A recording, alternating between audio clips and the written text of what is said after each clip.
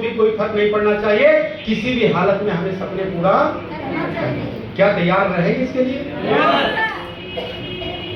साथियों, एक फिल्म बनी हुई थी उसके ऊपर, और वो फिल्म में दर्शाया गया था कि एक व्यक्ति था और वो पैर से अपाहिज था।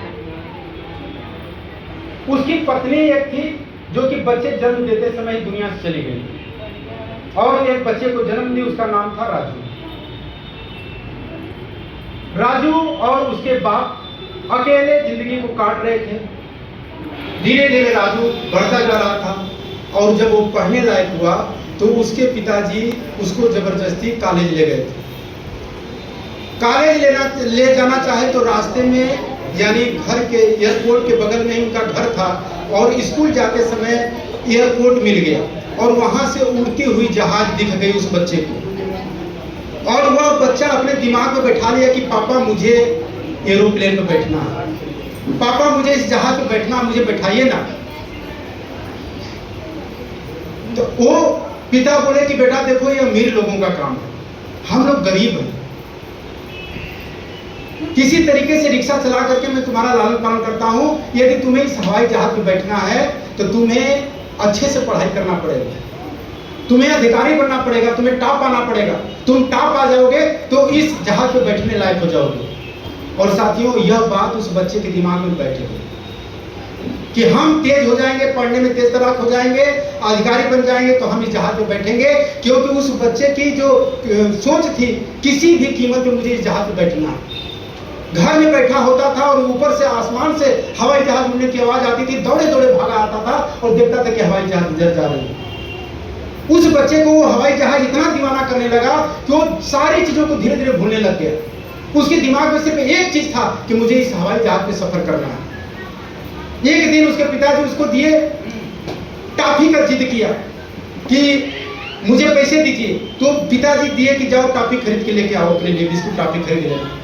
और वो बच्चा गया तो बिस्कुट टॉफी न खरीद करके खिलौना के रूप में जो हवाई जहाज रखी हुई थी दुकान में, वो खिलौना खरीद के लाया।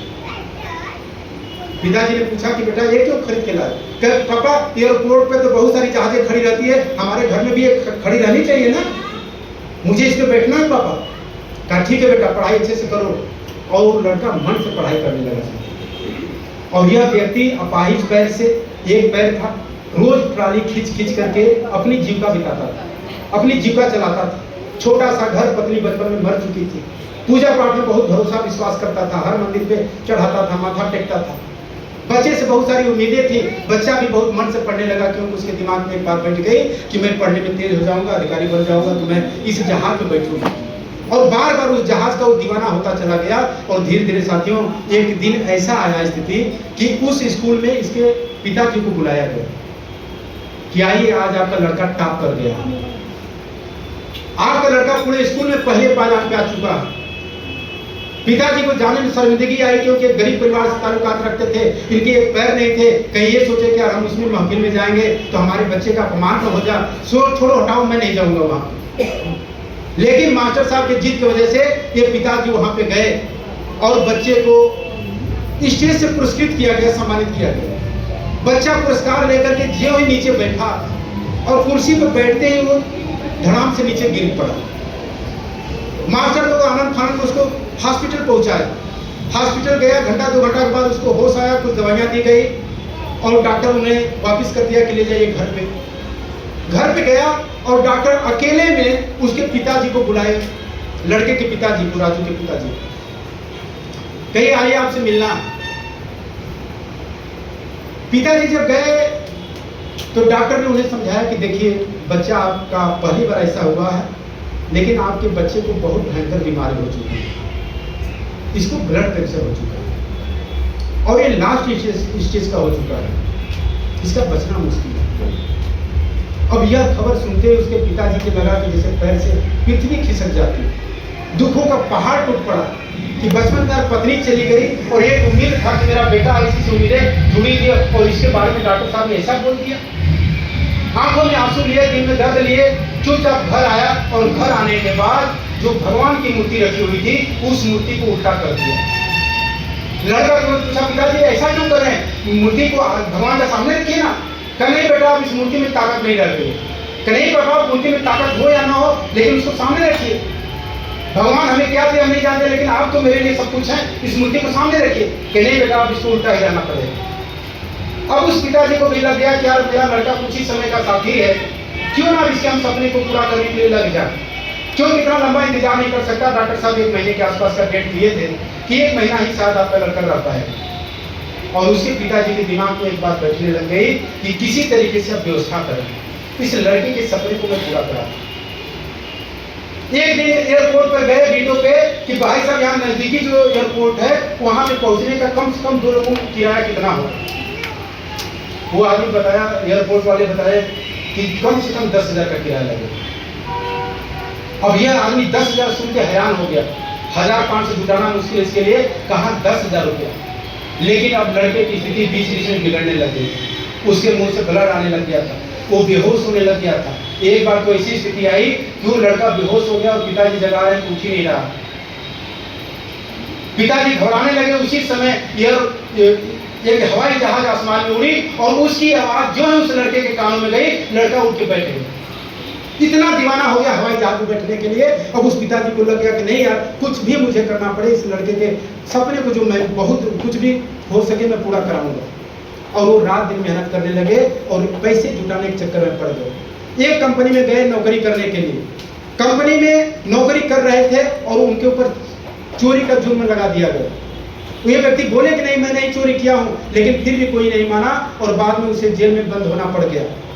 फिर हकीकत का पता चला कि नहीं यार वो वास्तविक चोर नहीं था। फिर उस आदमी को छोड़ दिया गया। फिर से वो अपने बच्चे के सपने के पूरा करने के लिए लग गया। वो ट्रॉली खींचने लग गया, दूसरे के यहाँ मजदूरी करने लग गया, लेकिन उसके सामने पैसे इकट्ठे नहीं हो पा रहे थे।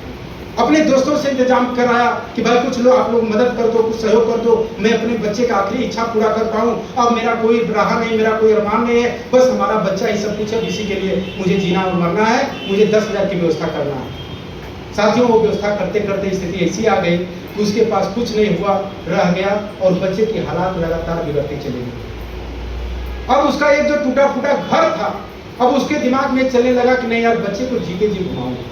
यह मुझे पापा कहता है, भगवान से भी बड़ा मुझे समझता है और इसको जीते जी मैं नहीं हवाई जहाज को चढ़ा पाया तो ये मुझे जीवन में कभी माफ नहीं करता है। अपने बच्चे को चाहे कुछ भी कीमत चुकाना पड़े, मैं जरूर इसको हवाई जहाज का सफर कराऊंगा। और उस बच्चे के लिए उस छोटे से घर को भाई साहब वो आदमी बेच दिया। 10 बाई 10 का टूटा फूटा घर 10,000 रुपए में उस घर को बेच दिया।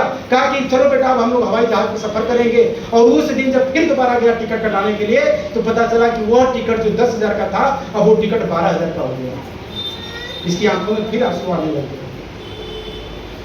क्या इतना इंतजाम करने के बाद मैं लड़के की व्यवस्था कर पाया और लड़का फिर मैं अभी भी घुमाने में असमर्थ हूँ। वो व्यक्ति फिर वहां से निकला और अपने दोस्तों के सामने गिड़गिड़ाने लगा कि मुझे कुछ करो, मुझे 2,000 की। अब उसकी जो टाली बची हुई थी 3 पहिया, उसको भी 1,000 में बेच दिया। 1,000 में बेचने के बाद अभी भी 1,000 रुपए की कमी ढल रही थी, कमी हो रही थी। वो दोबारा अपने मित्रों से हाथ जोड़ा, विनती किया कि 1,000 रुपए का मुझे व्यवस्था कर दो, मेरे बच्चे की हालत है, अब ये मेरे साथ ज्यादा दिन रहने वाला नहीं है, मैं इसके सपने को पूरा करना चाहता हूँ। और उस 1,000 फिर मिला उसको, 12,000 मिल गए और जाकर के एयरपोर्ट पे टिकट कटाया। टिकट कटाने के बाद वहाँ पे जो एयर होस्टेस थी उससे अपनी पूरी बात बता दिया कि देखिए मुझे कुछ भी पता नहीं कि कैसे एंट्री किया जाता है, कैसे जहाज पे चढ़ा जाता है, कहाँ क्या होता है, मुझे कुछ भी पता नहीं है। ऐसी स्थिति मेरे साथ है, बच्चा मेरे बच्चे को ये भयानक बीमारी है और मैं इसके सपने को पूरा करना चाहता हूँ। वो लेडीज भावुक हो गई। एयर होस्टेस थी, बोली कि घबराइए मत, मैं उसी जहाज में मैं भी सफर करने जा रही हूँ, आपका मैं पूरा सहयोग करूंगी, बस मैं जैसे करती हूँ आप बने रहिए। आप वो व्यक्ति अपने बच्चे को लेकर के वहाँ पे बैठा रहा। फिर जहाज आने की खबर हुई, जहाज लग गई और ज्यों ही बच्चा उसका गया और उस जहाज को अपनी आंखों से देखा,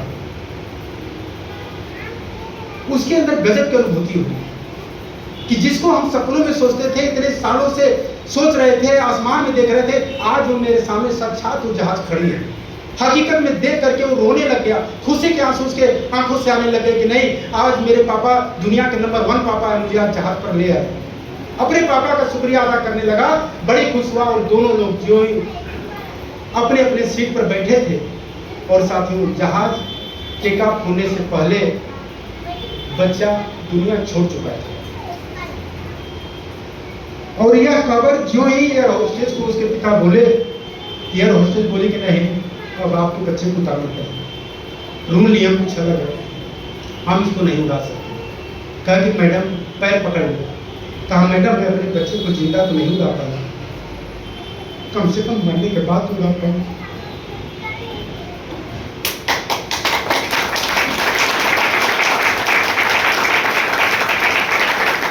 लेडी भी भावुक हो गई और बात को मान गई। और जो ही टेकअप हुआ और वह पिता जो है अपने बच्चे से उसी अंदाज में बात करने लगा जैसे कि एक जीवित बच्चे से बात किया जाता है। देख बेटा देख, देख आज हम लोग आसमान की ऊंचाइयों में हैं, आज पूरी दुनिया हमारे नीचे। देख बाहर के सीन कितने अच्छे लग रहे हैं, देख बेटा देख, देख खिड़की में देख कितने दुनिया अच्छी लग रही है, देख तेरे बचपन के सपने कैसे पूरे हो रहे हैं, कैसे हम लोग आज बादलों के बीच में जा रहे हैं, देख बेटा देख। और यह कहते कहते जो ही लैंडिंग का समय आया और वो ये होस्टेल भागे भागे वहां के आई और देखी कि उसके पिता अपनी दुनिया से क्या चुके थे।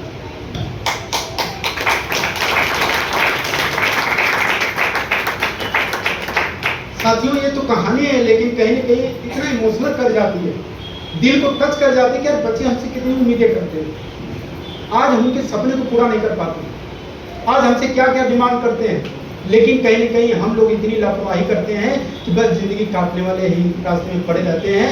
और साथियों हम सभी लोगों के पास एक मौका मिल गया कहानी बनाने का मौका, अपने आप को प्रूव करने का मौका मिल गया। आज हमारे जो छोटे छोटे बच्चे हैं उन सभी लोगों को गर्व दिलाने का मौका मिल गया है कि आने वाले कल में वो कहे कि मेरे पापा जो है दुनिया के टॉप पापा हैं, मेरी मम्मी दुनिया की सबसे बेस्ट मम्मी है। आप नंबर 1 पे जा चुके होंगे, उनके सारे अरमान पूरे हो रहे होंगे, वो जीवन में जो उम्मीदें कर रहे होंगे, जो सपने सजा रहे होंगे, वो सारे सपने इस कंसेप्ट के माध्यम से पूरे हो रहे होंगे। साथियों इसीलिए मैं कहूंगा कि एकदम लापरवाही मत करिए, हम सीखने के लिए तैयार हैं, कुछ भी सीखा जा सकता है। कैसे नहीं सीखा जा सकता बताइए आप कहते हैं कि हमें बोलना नहीं